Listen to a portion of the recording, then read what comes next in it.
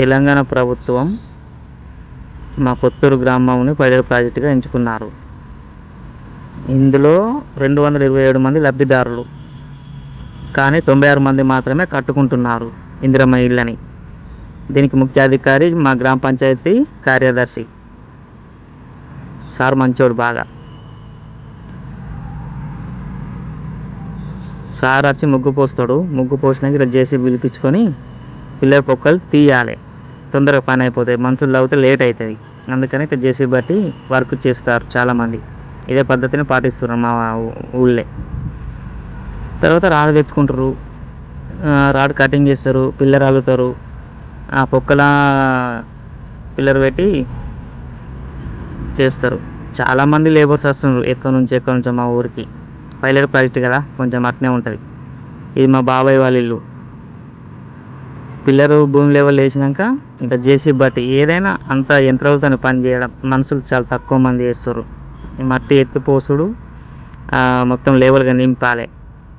నింపినాక ఇంకా జేసీబీ బట్టి ఎందుకు పోయడం అంటే అది పోస్తుంది, మళ్ళీ రిటర్న్లో తొక్కుతుంది. ఆ మట్టిని మంచి గట్టిగా అవుతుంది అన్నట్టు. నీళ్ళు పట్టిన ఇక కుంగది, మళ్ళీ ఫ్యూచర్లో ఇల్లు అనేది కుంగది, తొక్కుతుంది. మళ్ళీ మా దూరం ఉన్న మట్టిని తీసుకొని పోస్తుంది. ఈజీగా పని అవుతుంది, తొందరగా అవుతుంది వర్క్ కూడా. ఈ వర్క్ అయిపోయాక ప్లెంత్ బీమ్స్ ఇట్లా కడతారు. ఈ ప్లెంత్ బీమ్ కట్టేసరికి పిల్లర్ ఇట్లా పైకి లేచి చుట్టూ ప్లెంత్ బీమ్ కట్టి మట్టి పోస్తే ఒక బిల్ వస్తుంది అన్నట్టు. ఫస్ట్ బిల్లు 1 lakh, 1,00,000 రూపాయలు వస్తాయి. Kitchen, bedroom, hall, bathroom.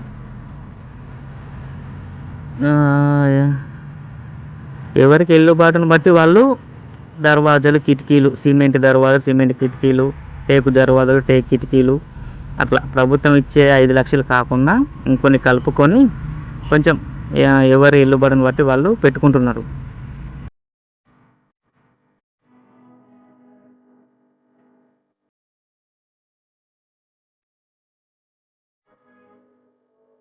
ఇది ఇంకోళ్ళు వాళ్ళ ఇల్లు. వీళ్ళు సిమెంట్ కిటికీలు పెట్టారు, దానిపైన సజ్జ పోసారు వర్షం కొట్టే చల్లు లోపలికి రాకుండా. ఉసుకే, రాడు, కంకర, దొడ్డు కంకర, చిన్న కంకర అన్ని రకాలు తెప్పించుకొని పెట్టుకున్నారు. అయిపోయినాక ఈ లెవెల్ గోడ, స్లాబ్ లెవెల్ గోడలు వేస్తే 2వ బిల్ వస్తుంది. స్లాబ్ పోసినాక 3వ బిల్ వస్తుంది.